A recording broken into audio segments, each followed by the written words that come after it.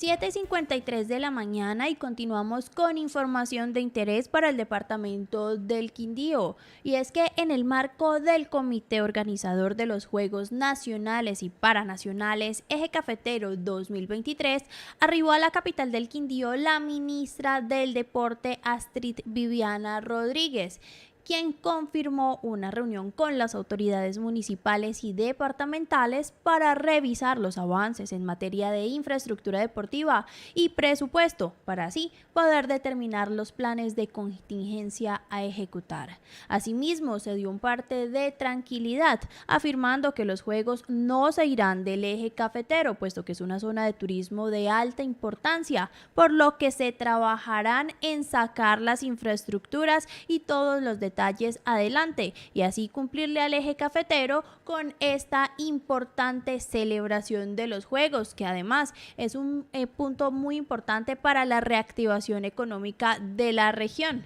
En cuanto a las obras, también señaló que se cumplen con los cronogramas establecidos. Sin embargo, por el momento se realizan los análisis correspondientes para así poder tener un plan B, puesto que las lluvias pueden generar retrasos en las adecuaciones. La ejecución de las labores en este momento también está en monitoreo, por lo que se seguirán presentando reuniones para verificar las condiciones de estas obras y así brindar los mejores espacios a los deportistas. En la semana anterior se realizó un recorrido por las obras de los Juegos Nacionales, ya tuvimos diálogos con Indera, con Indeportes y todos afirman que pues esto marcha en orden. Ahorita la situación se centra en que las lluvias permitan avanzar con estas obras y terminarse a tiempo. No obstante, los escenarios para los juegos que corresponden a la gobernación del Quindío todavía no han iniciado. Sin embargo, pues vamos a estar muy atentos frente a la evolución de estas obras y de toda la información que se presente frente a los Juegos Nacionales 2023. En otros temas, la repatriación del Tesoro Quimbaya es el tema que vamos a tocar con nuestro siguiente invitado, puesto que en el año 2017 una sentencia de la Corte ordenó al gobierno nacional iniciar con el proceso de repatriación del Tesoro Quimbaya, piezas que actualmente se encuentran en España. Sin embargo, el país se niega a regresarlas a Colombia. Desde el departamento del Quindío también se viene trabajando para lograr este cometido y ya a 6 años después de esta sentencia aún se mantienen las esperanzas de tener nuevamente estas piezas del tesoro en el territorio nacional. Los defensores del proyecto aseguran que se trata de un propósito común de todos los colombianos, sin importar la orientación política, pues es uno de los lazos que unen a los colombianos y esto debe ser la recuperación del Tesoro Quimbaya, una cultura que desapareció en Colombia pero que aún está en el mundo y que se debe repatriar a Colombia para conocer la historia de los mismos. Y para hablar más del tema tenemos como invitado a Felipe Robledo. Felipe, bienvenido al Café de la Mañana de los Juanes y hablemos sobre este proyecto en el que usted es uno de los pioneros. Muy buenos días, Vanessa. Sí, así es. Este es uno de los proyectos tal vez más importantes que tenemos en el departamento del Quindío porque, como muy bien lo decías, representa la identidad cultural de nosotros los quindianos, no solamente de la quindianidad en este periodo de tiempo, sino de aquellas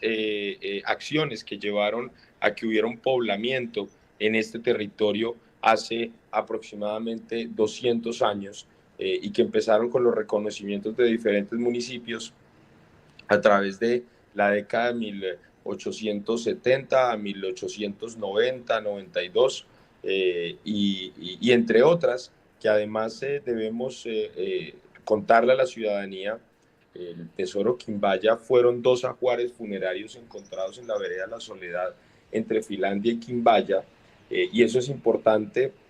porque además dentro de él se encuentran piezas únicas que la guaquería en ese entonces por lo general fundía, pero que por el grado de desarrollo tecnológico y estético que tenían, prefirieron guardarlas. El señor Iván Lozano Torrijos las prefiere guardar y venderlas al gobierno nacional, que ahí es cuando llegan a España, violando unos preceptos jurídicos de la Constitución de ese entonces, y por ende siendo la nación el repositario de estos derechos, porque recordemos que es un patrimonio público el que finalmente comprendía este ajuar funerario, y que ahora ese patrimonio público es catalogado de acuerdo a la Constitución del 91 como patrimonio arqueológico y patrimonio cultural. Ese patrimonio, su principal dueño es la nación, y la nación es atemporal como propietario. No es que yo pueda decir prescribieron derechos, por ejemplo, sino todo lo contrario. La nación, hace el repositario de esos derechos, hace que su tenencia por parte de España se constituya solamente en eso, en una mera tenencia, y no en una generadora u obligadora o generadora de obligaciones, porque todo lo contrario, incluso la sentencia de la Corte Constitucional así lo exige. Estamos en la obligación como colombianos de hacer todo lo jurídico, económico, diplomático posible y administrativamente posible para lograr dicha repatriación. Felipe, y en el 2017 sale esa sentencia de la Corte en la que obliga al gobierno nacional a iniciar con el proceso de repatriación. Han pasado 6 años y pues este país se niega a repatriar el tesoro. Ustedes todavía están trabajando en pro de esta iniciativa. ¿Cómo avanza? ¿Qué hay de nuevo frente a este tema? Desde luego es un trabajo que sigue adelante y que va a requerir un tiempo más, como las buenas cosas de la vida toman tiempo, diría por ahí una propaganda muy famosa. A ver, a este momento somos conscientes de que necesitamos estar eh, en negociaciones con España como Estado también soberano, y desde allí lo primero que se ha intentado son las vías de carácter diplomático. En esas vías de carácter diplomático se han hecho intercambios de cartas, posturas y demás, y sobre eso el Comité de Verificación, que fue un espacio que creó la sentencia, es el que ha estado liderando dicho proceso. Por otra parte, también se han seguido las investigaciones de vías o mecanismos jurídicos de carácter internacional que se puedan utilizar a fin de activar mecanismos, pues valga la redundancia, internacionales, en caso de que España, en su soberanía y en su independencia, no quisieran prestarse para reconocer la necesidad de este patrimonio puesto en Colombia, pues activar rutas como la Corte Penal Internacional de la Haya, como el Forum Prorogatum, como el Consejo Internacional de la UNESCO, entre otros. Y entre estos 6 años, Felipe, se ha avanzado en algo, se han podido, no sé, determinar algunas acciones ya concretas que digan, bueno, sí, hay luz verde para regresarlo, o definitivamente todavía se está como en los procesos. Tristemente tenemos que decir que todavía se están los procesos, no hay nada concreto, y esperamos que pronto se logre algo concreto entre el presidente Gustavo Petro Urrego, quien ha manifestado ser aquiescente a la causa del Tesoro Quimbaya. Lo que sucede es que la posición de España ha sido enfática en decir que no están de acuerdo con la devolución de las piezas, y ellos se consideran tenedores de buena fe. Por eso es que se han pensado ya en vías internacionales, pensando en cómo demostrar que esa tenencia, entre comillas, de buena fe realmente no está cumpliendo las características para así estipularlo, y que por el contrario podríamos incluso estar hablando de una tenencia de mala fe. Asimismo, es importante tener en cuenta que este tesoro representa un legado para nuestro país, es la historia. Hablemos un poco sobre esta historia y sobre la importancia de que la juventud de estas nuevas generaciones conozcan lo que representa el tesoro Quimbaya y su historia. Una muy buena pregunta. Tratando de ser muy sucintos, diremos que El tesoro Quimbaya representa en un primer momento las creaciones y tecnología que alcanzó un grupo llamado los Quimbayas precolombinos, que existieron aproximadamente hasta el siglo X después de Cristo y que desaparecen sin tener mayor razón del por qué desaparecen de estas tierras o si fue que emigraron hacia otras. Esta comunidad alcanza un desarrollo tecnológico impresionante en comparación a la de la Europa de ese entonces, por ejemplo. Y han sido, por decirlo así, los metalúrgicos auríferos por excelencia, donde crearon la tumbaga. Esas piezas que ustedes ven ahí son hechas en tumbaga, no es 100% oro, es una aleación entre cobre, metal, perfecta, donde el brillo se mantiene, pero la dureza también, además desde la maleabilidad para hacer los objetos. Entonces ahí tenemos una primera razón, una cultura con la que compartimos el mismo espacio en diferente tiempo porque no los conocimos, pero sí el mismo espacio, la olla del Quindío,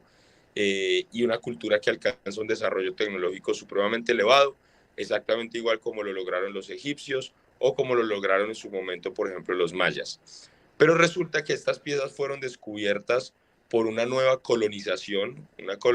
que era principalmente antioqueña, pero que también había migraciones del Tolima, del Valle del Cauca, en ese entonces hoy Valle del Cauca, entre otros Boyacá, y que venían con algunas prácticas, entre ellas la electrostasis y demás, que les permitió desarrollar lo que llamamos como guaquería. Entonces, estos colonos guaqueros empiezan a hacer pues su ejercicio de guaquería en todo el territorio del Quindío, y desde ahí se empiezan a crear los municipios que hoy conocemos como Montenegro, por ejemplo, Quimbaya, entre otras, o corregimientos como Pueblo Tapado y demás, que eran básicamente tiendas de paso que también tenían sus casas de fundición, y en los que, como por regla general y los fenómenos auríferos, vienen, expolian, funden y se devuelven para su territorio de origen. Pero en el caso del Quindío, y gracias a la guaquería, estos guaqueros lograron darse cuenta que estas tierras son demasiado fértiles, suelos volcánicos con capa negra hasta 1,5 metros, y los lleva a asentarse en el territorio, lo que empieza a generar una dinámica ya más de carácter societario y que a hoy, casi 200 años después, reconocemos como municipios dentro del departamento del Quindío. Fíjese que los municipios del departamento tienen alrededor de 130, 180 años, pero realmente son edades muy jóvenes en comparación a, por ejemplo, lugares como Bogotá, como Santa Marta, como Cartagena, el mismo Medellín. Claramente estos son municipios muy, muy, muy jóvenes y, como por si fuera poco, son de nuevo los quindianos que en el siglo XX, a través de varios prohombres como el doctor César Hoyos, alcalde de Armenia en su momento, quien empezó a elevar su grito de inconformidad porque estas piezas se encontraban fuera del territorio. Viene también la Academia de Historia del Quindío, el doctor Jaime Lopera, venimos nosotros, Felipe Robledo también. De hecho, eso fue parte del trabajo que hicimos para entrar a la Academia de Historia y empezamos una épica batalla de buscar la repatriación de este tesoro. Entonces diremos que el tesoro Quimbaya nos conecta en un primer momento con esos aborígenes, en un segundo momento con nuestros tatarabuelos que a lomo de mula abrieron el trecho para que ustedes y yo hoy tengamos ciudades, y en un tercer momento con los quindianos que de manera digna y legítima empezamos una épica batalla para buscar la repatriación del tesoro y que terminó siendo exitosa como lo dictó la SU 649 del 2017. Felipe, ya para cerrar, ¿cuáles son esas expectativas de este trabajo que se viene realizando? ¿Qué buscan ustedes y hasta qué instancia se van a llegar para poder lograr con este cometido? Pues aquí personalmente te confieso que yo estaré dispuesto a hacer todo lo que esté a nuestro alcance, obviamente dentro de lo jurídicamente viable, pero todo lo que esté a nuestro alcance para lograr dicha repatriación, porque soy consciente de la importancia de los símbolos y monumentos que tienen para las sociedades en la creación de sus identidades y cosmovisiones. Por ahora, como te digo, estamos trabajando para encontrar las vías internacionales expeditas para obligar, en un caso en el que España no se prestara por las vías amigables del diálogo y de la diplomacia, obligarlo a través de vías jurídicas, como en su momento también intentamos con el Estado Nacional colombiano, por vías amigables, tratar de hacerlo entender, y ellos decían que habían donado dicho patrimonio, y finalmente fue una sentencia de la Corte Constitucional la que nos dio la razón y obligó al Estado colombiano a acatar nuestras pretensiones. Felipe, con nosotros está Andrés Almonacid, que también tiene una pregunta respecto al tema. Hola Felipe, muy buenos días, me alegra saludarte. Tengo por acá, realmente son 4 preguntas, Vanessa, pero quisiera que me las respondieras lo más rápido posible. Y es la primera de ellas: ¿qué seguimiento se ha hecho al Tesoro para revisar y garantizar el estado actual de las piezas en España? O sea, ¿cómo están esas piezas actualmente? Una segunda pregunta sería: ¿quién toma la decisión de activar, ya sabiendo que están las piezas allí, la calidad en la que están? ¿Quién toma las decisiones de activar los mecanismos frente a la Haya, frente a la UNESCO? ¿Cuándo se activarían y a dónde llegarían esas piezas en caso de que llegaran en el territorio nacional? Si llegan directamente al Museo Quimbaya en Armenia, si llegan a Bogotá. Pues son cuatro preguntas que se pueden responder rápidamente como una secuencia de acciones que me imagino que son las que las hacen. Sí, nosotros hoy tenemos el catálogo de Bedoveli, que fue el catálogo inicial en el que se describieron y caracterizaron las 433 piezas, porque hoy se habla de 122 que se reconocen dentro del Museo de las Américas de Madrid, pero el ajuar inicial eran 433 piezas. Desde ahí podemos hacer un contraste en cuanto a peso, formas, características de las piezas, pero ya de decirte el detalle de las piezas en este momento, no hemos podido lograrlo. De hecho, hay personitas que han viajado hacia el Museo de las Américas de Madrid y hemos encontrado que parte de la colección se encuentra archivada en anaqueles del Museo de las Américas de Madrid. Entonces, eso pues como para tenerlo ahí en cuenta y tenerlo presente. Ya propiamente frente a quién decide mecanismos internacionales, hay unos que los decide directamente el presidente de la República como jefe de Estado, que eso ha sido algo que ha dificultado porque sabemos que la sentencia sale con el gobierno Juan Manuel Santos ya terminando periodo, no se hace nada, después vino el gobierno de Iván Duque y pues tampoco se hizo nada. Esperamos que en este gobierno de Gustavo Petro pues realmente se tome la iniciativa desde la jefatura del Estado para dar luz verde para activar muchos de esos mecanismos internacionales. En todo caso, hay una vía que no necesariamente tenemos que esperar a que el presidente la active,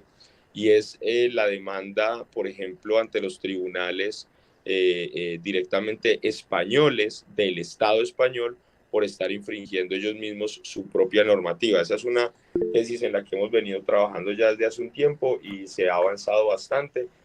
teniendo también pues en cuenta ese plan B en caso de que la jefatura del Estado no quiera o no pueda hacer lo propio para defender la soberanía cultural de Colombia.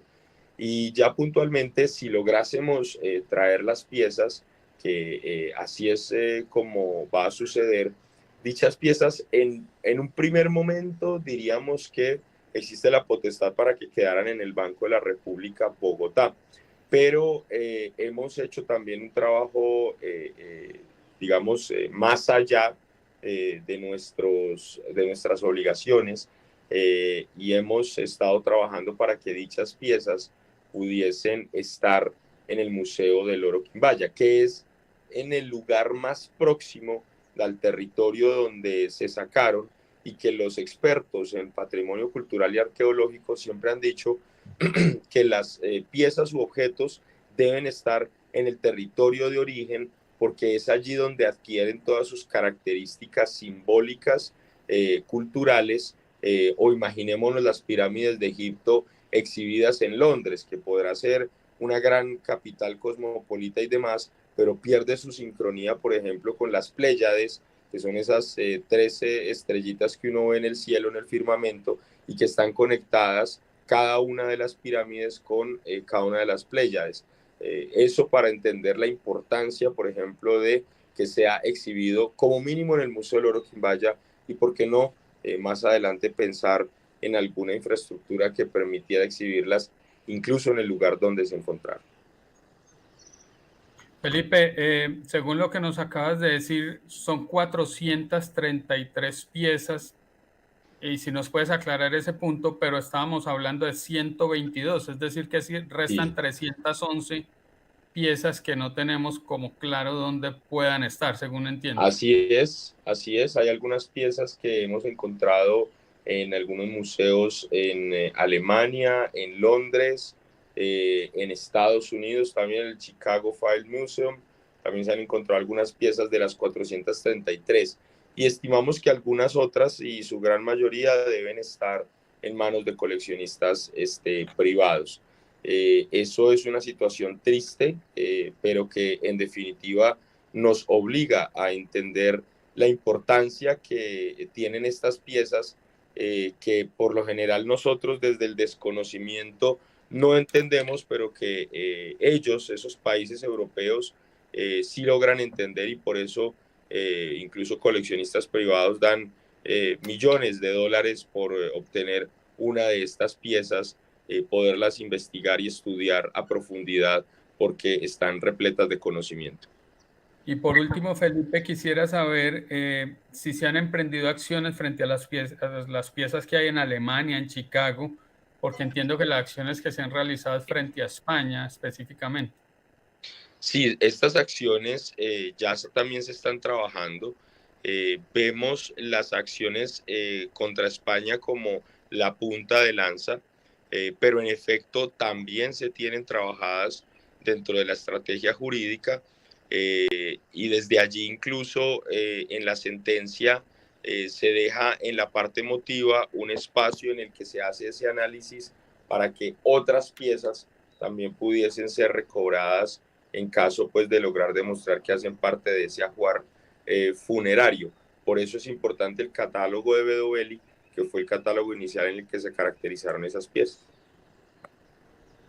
Muchas gracias, Felipe. A usted, Andrés, a usted, Vanessa, muchísimas gracias. Felipe, muchas gracias por acompañarnos el día de hoy y por aclararnos estos temas que son de vital importancia para el departamento del Quindío y para la región. A ustedes muchísimas gracias, y siempre en lo que podamos servir, ahí estaremos prestos. Bendiciones y buen día. Gracias. Y bueno, importante este tema y conocer un poco más de la historia del país que está plasmada básicamente en este tesoro que fue un regalo del presidente Carlos Holguín hacia este país. Andrés, hablemos frente a esto. Son pocas las personas que se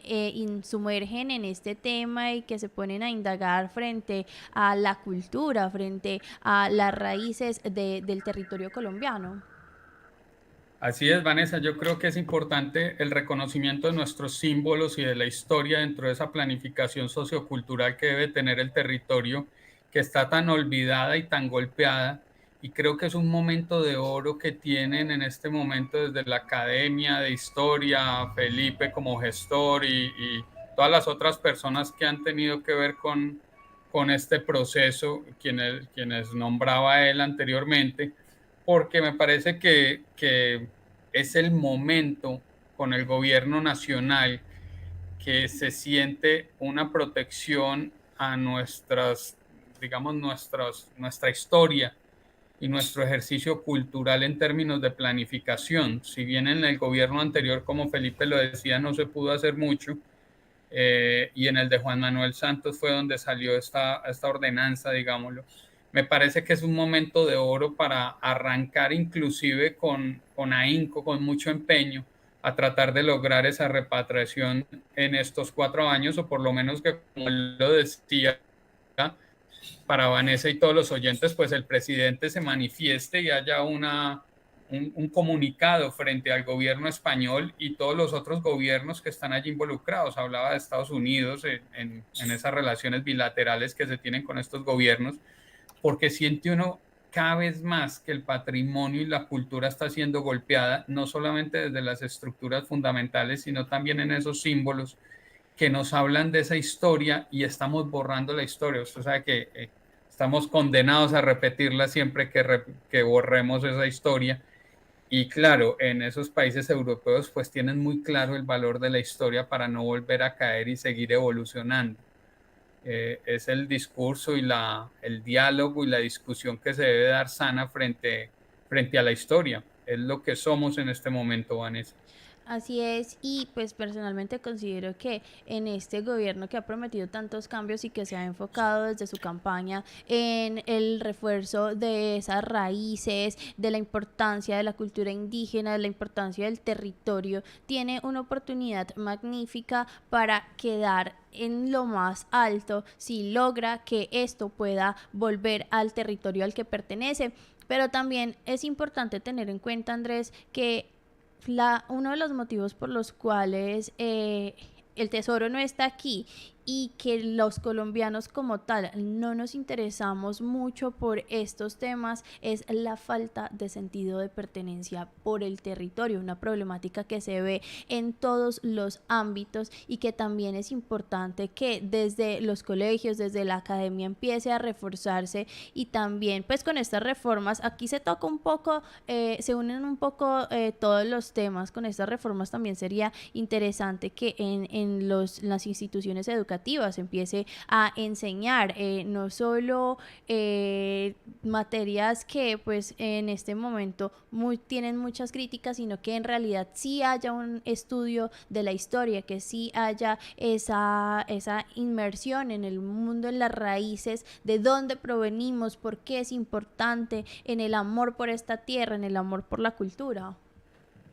Así es, Vanessa. Mire, yo creo que tenemos un desequilibrio en términos de planificación territorial, tanto a nivel nacional como departamentales y municipales. Ese equilibrio siempre ha estado dado en términos de lo físico-espacial, es decir, la gente entiende que hay planificación cuando se hacen vías, cuando se hacen andenes, cuando se hacen puentes, pero nunca piensan en la planificación desde lo económico un poco, tal vez pensar al ciudadano de a pie, creo que no se lo cuestiona mucho tampoco, pero mucho menos desde lo social y desde lo sociocultural o socioeconómico, pues es donde tenemos una gran debilidad y donde se deben hacer grandes inversiones para que se genere un equilibrio y podamos tener un territorio planificado de manera integral, no solamente desde lo ambiental como lo veíamos hoy con la CRQ, que también forma parte de nuestro patrimonio y que genera unos valores agregados en términos del negocio, si se entendiera que el país en sí mismo es un negocio en el buen sentido de la palabra, no en el sentido económico, sino un buen negocio para todos, para la generación de vida, para la protección. Y cuando esos equilibrios se generan, pues obviamente vamos a tener un mejor territorio para todos. Tenemos muchos desequilibrios actualmente y pues en principio vemos este desequilibrio que se nos genera desde lo sociocultural, que como bien dices, impacta fuertemente el tema educativo, las aulas, el hecho de que tengamos una educación precaria, desactualizada, aulas en mal estado, en fin, todo esto que nos impacta diariamente y hay que ir buscando ese equilibrio. Por eso siempre hemos propuesto que se haga mucha más inversión sobre lo intangible, sobre lo sociocultural, sobre lo social y un poco menos para buscar el equilibrio en lo espacial y en las otras dimensiones, digamos, que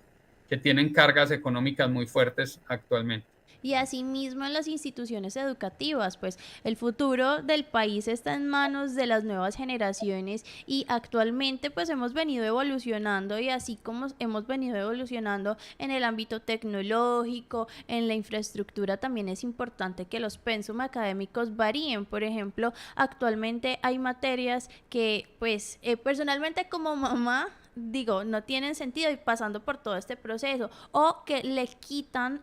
importancia a otras temáticas. Lo digo, por ejemplo, la religión, que se enfoca solo en cierta historia de la Biblia, por ejemplo, en el caso de mi hijo, que nosotros nos pegamos de esas materias a decir, bueno, ¿qué estamos haciendo con esto? Pero en vez de esto, por ejemplo, ¿por qué no enseñar sobre la cultura de Colombia, sobre la cultura del país, sobre estas cosas que muchos niños no tienen ni idea que existen? Y hay un tema, ya cuando nos vamos al tema de currículo, que es bien complejo, pero tenemos también el aprendizaje en contextos, Vanessa, aprendizaje en torno a proyectos. Creo que esas dinámicas, como bien lo planteas, pues hacen que haya apropiación, que haya sentido de pertenencia y que podamos tener unas próximas generaciones mucho más arraigadas en el territorio desde todas sus dimensiones, desde la dimensión productiva, espacial, ambiental, social y demás, que permita que realmente como sociedad evolucionemos y no estemos tan relegados frente a otras sociedades que pues están en la punta de lanza, digamos, del desarrollo global. Así es, Andrés. Bueno, y cambiando un poco de tema, se acerca la semana